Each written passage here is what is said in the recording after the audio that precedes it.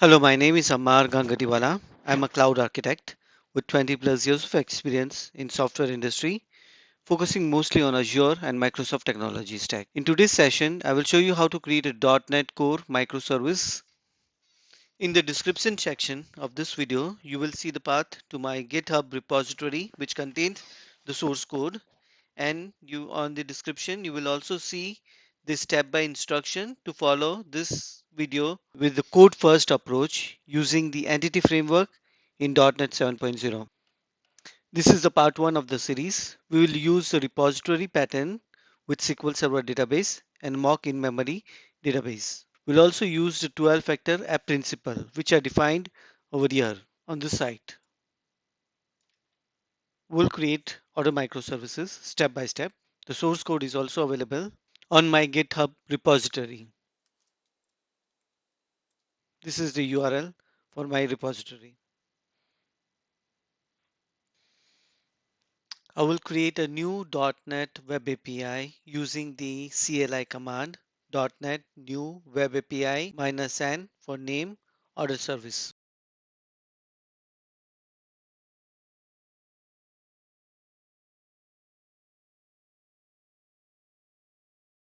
On the NuGet site, you will see the Entity Framework Core package. Click on that one. Select the version 7.03. Copy this one. Paste it over here in the command prompt. It will install the package. Install the other package, which is Core Design.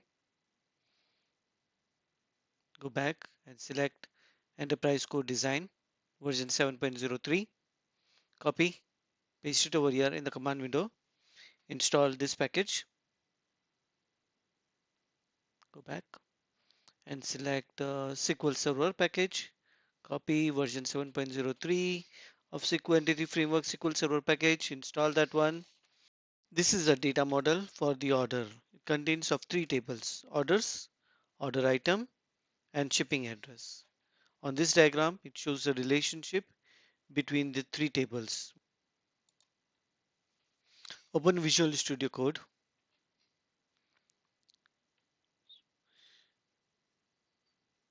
Create a new folder called model and a new class called orders.cs file.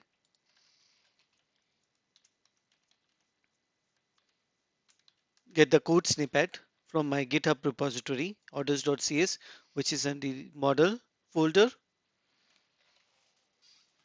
Copy the files, paste it over here.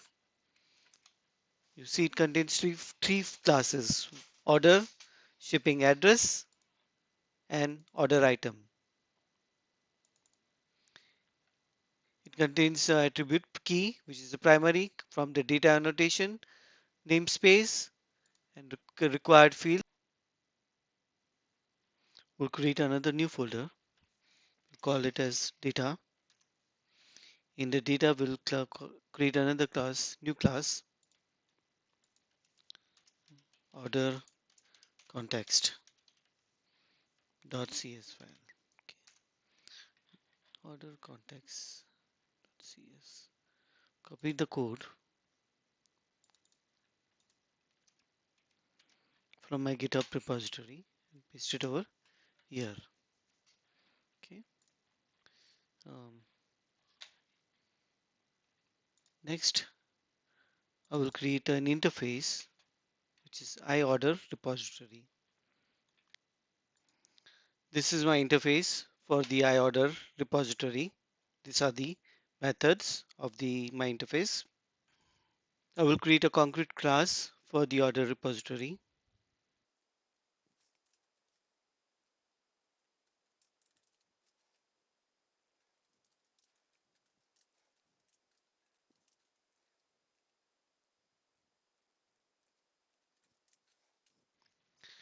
This is the order repository, which is implementation of the interface IOrder repository. You see in this one, we are including the entity framework link library. Notice one thing over here. In this one, this not only returns order, but it also returns order items, shipping addresses. The include method brings all the nested items such as order items and shipping address. And it has all the implementation of the remaining methods: get order by ID sync, add order sync, update, and the delete function. Go to the applications.json file, include the connection strings over here. Connection string, this is the database name, and you see this option, trust server certification equal to true. This is very important. Otherwise, if you don't have this attribute, you will get some error message when connecting to the SQL Server on your local box. I'm using the username as SQL Server authentication with the username and the password authentication. Also in this one, I'm also implementing the factory design pattern. So I will include a class over here in the model class, and in the model I will call it as OrderFactory.cs file, OrderFactory. This is the implementation of the orders factory. Um, it, it creates order items and the shipping address. Open Programs.cs file over here before the build function. At this lines, this is adding the context and making the SQL Server connection with the default connection that we have defined in the app setting.json file over here.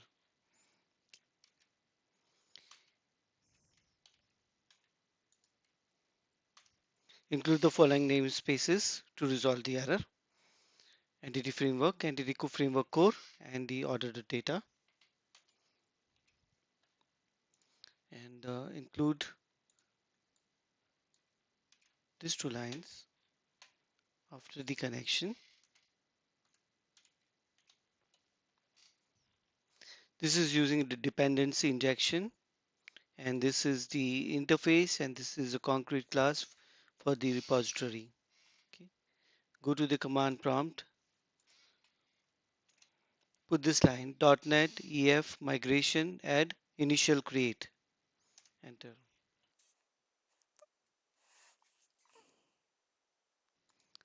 After that one,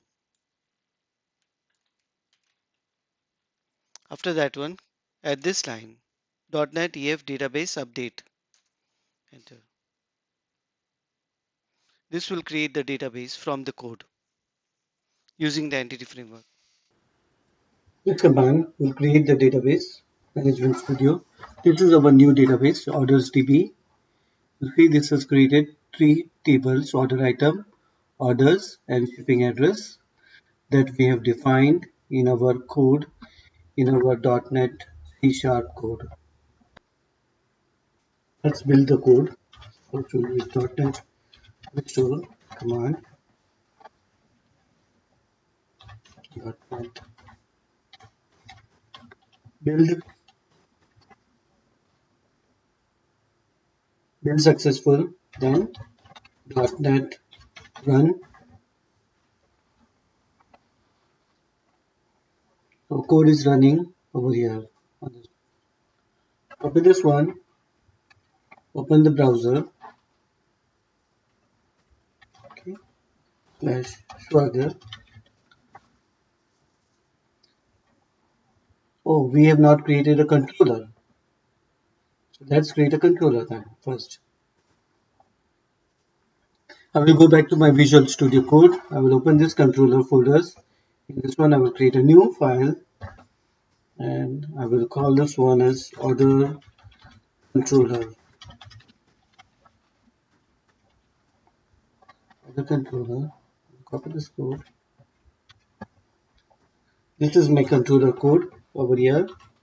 You see over here, it is using this attribute API controller, and the route is the controller. This is the code for the controller. Now I will go back to my stop this one again, run it.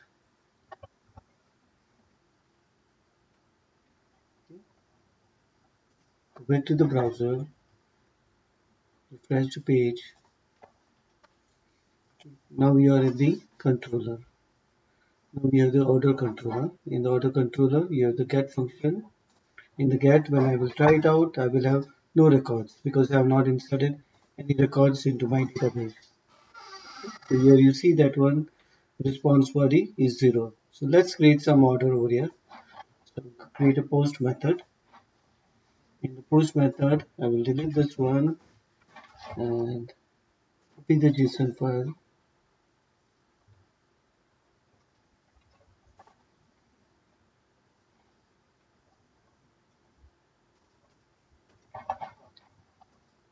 paste it over here. So this is the my JSON file for creating an order item and shipping address. Let's execute it. See the response body. Okay, it has created one record. Create another one record. This one. Execute. Let's see what's the output. So this has created another record. Good. Now let's go to the get function. See if we are able to retrieve the orders that we will set it. Here you have the two records. And set. I will go back to the SQL Server Management Studio, write a query. This is my query. Execute, and you see the result over here in the database. In this demonstration, we have seen how to write order microservices using repository design pattern using the Entity Framework in .NET 7.0. For more contents like this, do not forget to click on the like button, the subscribe button, and the bell icon. Thank you very much.